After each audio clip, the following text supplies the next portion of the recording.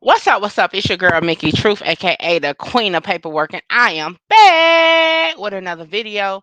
Make sure you like, comment, share, subscribe, tell a friend to pull up. Your girl's about to drop another video. Yo, hookah, what it do? Hey, what's up, y'all? It's Hookah Anonymous, and you are now rocking with Mickey Truth. She live up to her name, not the fame. So make sure y'all subscribe to her channel and stay updated on what's real. Bye. Coming from where I come from, they doubted me, but I came up. I made it through the storm, trying to conquer the world. I made it through the storm, trying to conquer the world. Coming from where I come from, they doubted me, but I came up. I made it through the storm, trying to conquer the world. I made it through the storm, trying to conquer the world. Good reporting ass Mickey. We love you, Mickey. And as always, all information contained in this video is for entertainment, educational purposes only. All information used in this video is per the Fair Use Act, and any conclusions that you draw is on you, not me. So let's get it. So y'all know I had to come through and do a reaction to the interview that 100K Track, aka Jameson Francois, did with Law and Crime Network. Shout out to the whole Long Crime Trial Network for letting us use their content, their streams. I appreciate y'all. Okay. Well, we're going to get straight into it. And I'm eager to hear what exactly he had to say. So let's get to it. Innocent and been innocent ever since it started. You know what I'm saying? He would not commit no crimes like that, no heinous crimes like that. YNW Melly's manager, 100K Track, talks about his client as he faces double murder charges in the deaths of his friends. The state's case coming to a conclusion soon. I'm Anjanette Levy. Welcome to Law and Crime's Sidebar Podcast. Before the week ended in the YNW Melly murder trial, things came to a close early because attorneys on both sides became ill. The name of Melly's manager, Jameson Francois, who goes by 100K Track, came up several times during the week, particularly when it came to transfers of money to Melly after the homicides. Melly faces the possibility of the death penalty if convicted of the October 2018 murders of his friends and fellow rappers, Chris Thomas, who went by YNW Juvie, and Anthony Williams, known as YNW Sack Chaser. His co-defendant, Cortland Henry, who went by YNW Bortland, will go to trial in October. I asked Track to discuss some of what's happened in the trial so far, but he said at this time he wanted to stay away from that since the case is ongoing. I don't know how I feel about that. What you mean? You're literally doing an interview, but you know what? Let's keep going. He started representing Melly in 2017. Track met Melly when the latter was serving time in jail. We talked about where he was in the hours before the murders. I was home the whole day playing video games, playing 2K. I think it was 2K20 something or 2K19. I was just playing video games the whole day. Track wasn't in the recording studio that night. I asked him how he found out that Juvie and Sack had been killed. The next day in the morning, I got a call about it. I was just very heartbroken. I was very confused, and didn't know what was happening. It's just So, something about when he talks that just gives me he's full of it vibes. I can't really put my hands on it, but hey, I really don't know. We only 2 minutes into it, so let's just continue. go see him. He already had his mom and a couple other people there, and we just basically were just trying to pull it together and stuff like that. He had a lot of activities after, like shows and video shoots and other things. And I personally, man, I wanted to just shut everything down and just give him some time. But that situation, he didn't really want to be at a Right. standstill. His mind was all over the place, so he Really. wanted to keep working just to kind of like keep his mind off it and just keep moving. He be just seeming It was like very just tough day. so full That of was a it. tough day. Text messages shown during the trial show that Melly sent a pin to Fredo Bang, who then raced to pick Melly up after the murders. The defense has tried to cast doubt on whether it was Melly using that phone that ends in the number 9807. Portland claimed to police that they'd all been victims of a drive-by. Track said he saw Melly that morning. Was that Fredo Bang's house? Was he there or? Uh, I'm not sure if I went to his house or Fredo house, honestly, because as it was so long ago. But I remember his family was at his house. We went to his house too, so it was like a little bit. Everybody was a little bit in different places and things like that. I don't remember exactly where I met him, but because I did go to both house, so I really don't remember which one. Sack and Juvie were killed after leaving the recording studio. Portland arrived at the hospital at 4:35 a.m. This week, prosecutors played a video of Melly and Portland at a video shoot later that day. Track was there. But he was up, man. Like that was like I said, that was a rough morning and a rough day, and I'm very surprised, and you know what I'm saying, and I definitely commend him for just being able to just even going to the video shoot and being professional and doing what he had to do because that those Mm, commitments was done way like prior before the incident. Those deposits was paid I and mean, and yeah. and it was either a refund back the money and funds and things like that, or Oh, b do what he got to do and just man up and do it. And he was able to pull now himself together and hold get it on, done. But the whole day, man, it was a very like hold on. Let's sad pause. day. Like you Now he just said that he wanted to stop it and all that, but at the same breath, you're saying, "Oh, he just had to man up and do it." But if he wanted to do it, if it was on him, not you, why would you say he just had to man up? You know what? Let's keep going. could tell the atmosphere was down. His energy was down. He was trying to pick himself back up, trying to block it and just be professional and do what he got to do. But you could tell he Energy was was hurting really down. bad. So he was Okay. really devastated. There was like a really big bodyguard with him that day, or at least it looked like a bodyguard. The woman in the video said Yeah, it was. I mean, yeah. did you hire the bodyguard or were you worried for We his always, I safety or? always, I always hire security and bodyguards whenever we're doing anything public. If it's a show or a video shoot or anything that's gonna be marketed or promoted to the public, we always hire security and things like that. It's part of my job to make sure he's safe and have But have King someone Von, around him that could you know what? make sure he's safe. YNW Bortland told police that this was a drive-by shooting. That begs the question, who would want to hurt Melly and his friends? Did anybody ever threaten him and the other guys before this happened? Bortland said this was a drive-by. When you in the limelight and you're making money and things like that, you're gonna receive hate. You're gonna receive, death threats. You're gonna receive things from everywhere, from people you know, people you don't know, people who probably feel obligated or feel, what I'm saying, entitled to things. People who might not even know you from the campaign and just don't like you. So, as an entertainer, your life is always being threatened by somebody or someone. So I'm pretty sure. But he always handled himself, you know what I'm saying, well. He always made sure that he, do what he gotta do in and out. He never lagged and never put himself in a place, for stuff like that to happen. So So he getting threats? I'm pretty sure he was. I mean, all I get threats. Entertainers get threats. I got artists Oh now that my get threats, gosh. and they're not even as big as he was. I'm So pretty yeah, sure. Yes or no? 100% he was getting God threats. dang it. I mean, I think that comes with this game, though. It comes with the money, it comes with the fame, it comes with people wanting to be, in your shoes or just don't I like you wonder why Melly for ain't no cut his reason. dread shit.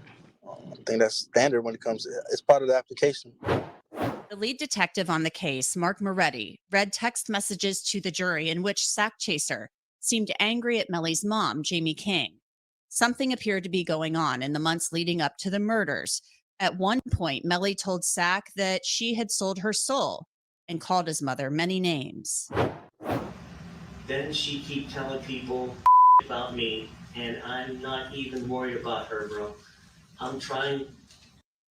My thing is this, like, so, I didn't catch that part. You know what? We'll cover that tomorrow. But my theory here is like, doesn't that more say that I don't get how showing that him and one of the victims is having a conversation about his mom makes it seem like him and the victim has something going on. I don't know, but we're gonna keep going. I'm trying to bull do me. Why? And that's always worried about me. And what the you talking about how you gonna leave, and we can't even get in the gate without you be on some crazy. What page is that? 49, Mr. Howard. And the response on August 30th, 2018, 12:41 p.m. from the 9807. Like, I don't even be knowing what the to say. No mo. She do out of the blue. She the devil for real. Crazy. I don't got to do with it no mo. If you all kill her, bro, she ain't my mama. She sold her soul. People have, people have Whoa. So the so one of the victims was even an option to kill. miscommunications and sometimes arguments, but it was never to a point where it was nothing serious. At the end of the day, that's his mother, and we all know that, from Sack to his friends to whoever. They're always gonna have the utmost respect for her. Certain things, as a mother, she may not like or find appropriate, and that's her right to, as his mother. But anything that happened, like, prior with them, there was always at shows together. It was always positive. It was always a He good said a time. lot of So words that don't mean I nothing. wouldn't say there was anything deeply brewing. I would say they had miscommunication sometimes, and they didn't see eye to eye. But As video producers, it's always so difficult to find a podcast recording. that's anybody. Zach and Jamie.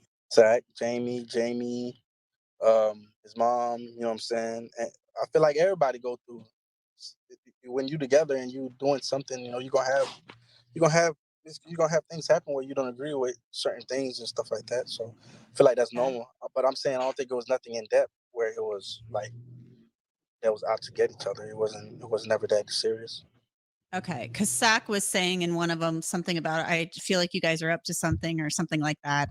So I didn't know if there was some bad blood there, and there was like a Nah, there video was never Jamie nothing. put on YouTube or something where she said Zach threatened her. I don't think it was ever no bad blood, because we would have Sunday dinners at the house. Everybody would be eating food, talking, having a good time.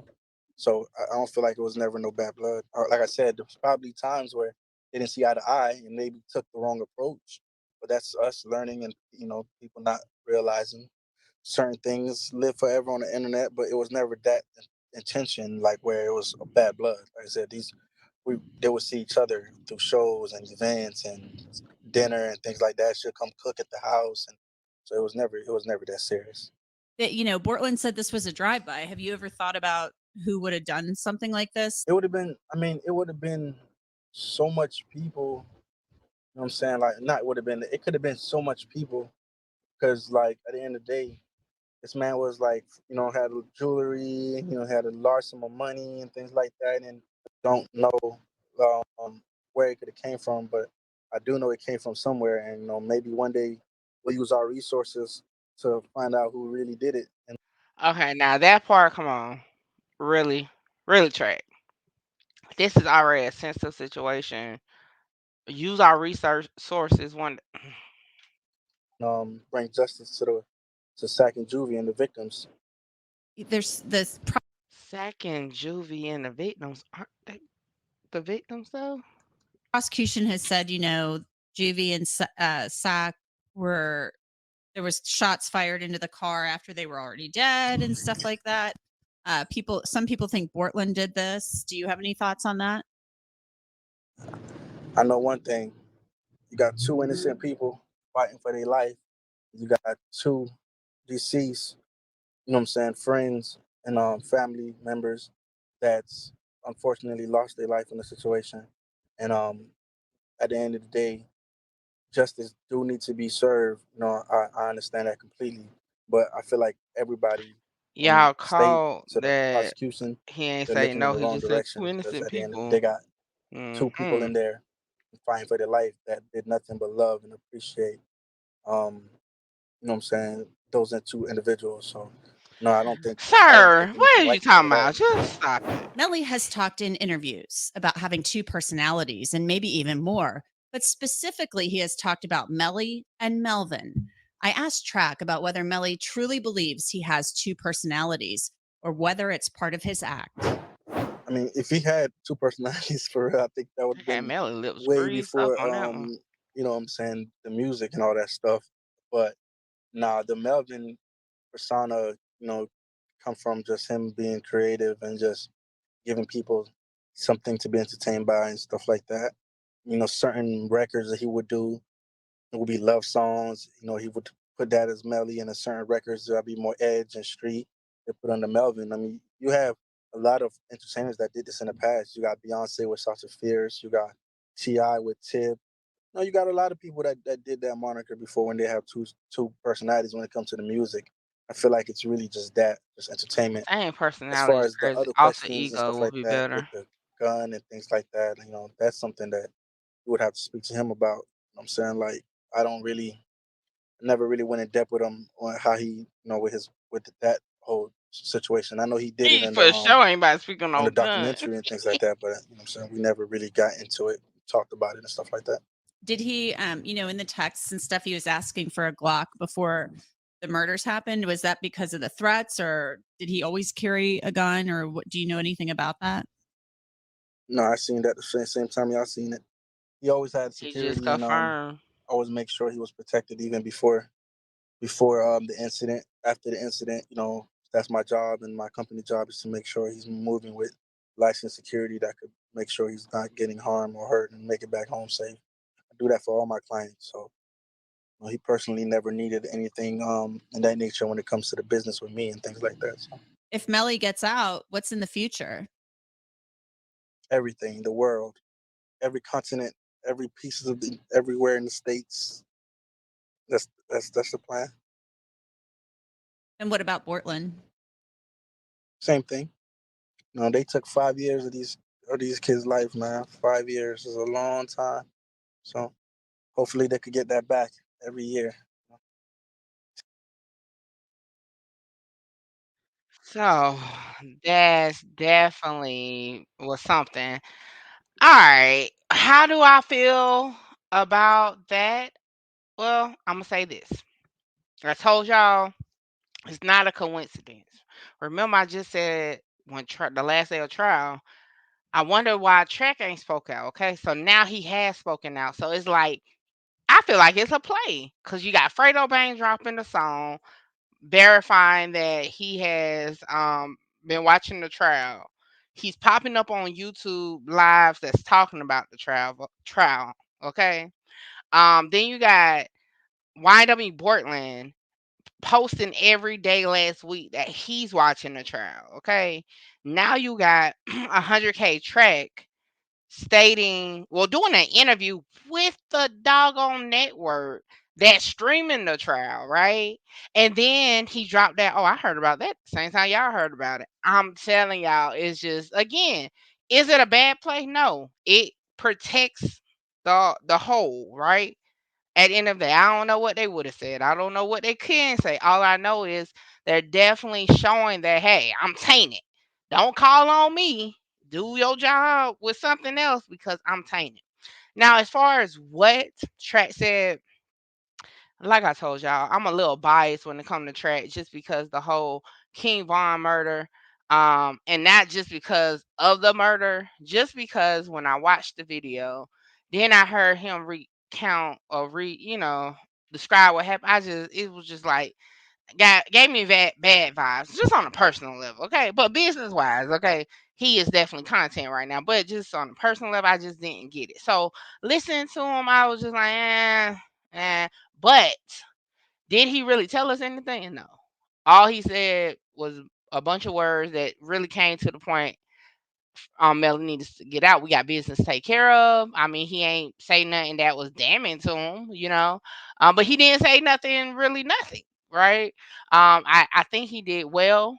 Um, not implementing himself because you see when the gun question came up, he heard, oh, he got to answer that. I had licensed security with him, all this and that. So I mean, my reaction is just, y'all already know it's kind of the same. This is not the first interview he did since since this case started. He's been doing interviews throughout. One of his interviews is even listed in the paperwork, the one he did with 1090 Jake. So I mean, eh, eh. Now, do I feel like this is enough not to put him on the stand? Probably not, because I say that, and if I go over to the screen here, I did go looking on Broward County to see what exactly has came out since the other week. And the only thing was, so the notice of deposition, we already did that. That's the same person. And his name is, I believe, like Jerry something. I can't remember. However, we had two forms that I didn't show y'all, which is the order here and then a motion. So if I share this screen, this here is defendant motion to exclude witness Travion Glass is denied. So we already knew that. You know why? Because he testified. Okay. Next, the court determines that there is a violation of sequestration rule. However, the violation was without the knowledge or conveyance of the state. The witness previously gave a statement on 2/26/19 and a deposition 7/7/23. The testimony of the witness Glass was not substantially affected by the violation of the rule. So that basically means that his testimony was already in comparison to his statement about the same. So even if he was watching the trial, guess what? You already said it before the trial came about. So what that makes me think is this: if it's something that was not said in the original statements, if one was provided, and then you say it now, that's when that's really going to affect it. So that's a good thing to know now, right? So, interesting. Interesting. Okay. Now, next was this order right here, which says state's motion in alignment as to self-serving hearsay is granted. State's motion in alignment was regards to prior bad acts or particular acts of misconduct is granted. State motion as to general drug use is denied. Now, what did they say about drug use? Mm, about order. Let me see. Where's the state motion for this? State motion. So view by jury. I don't think that's it. State motion. Um, let me see. What's this? I don't think this is it. All right. I'm not sure what the drug use thing is, but they denied it, so it's really not a factor anymore. So y'all, I mean, that's really my reaction to this and a little update. I have more content coming. I do have to work in the office tomorrow, so I am not 100% sure if I'm going to be able to stream the trial. But if I am not on stream during the trial, we'll definitely have a follow up tomorrow evening. Make sure y'all tap in with my website, mickeystruth.com, and get you some merch. And matter of fact, let's take a look at it because I updated it this weekend and I'm pretty happy about it. Okay.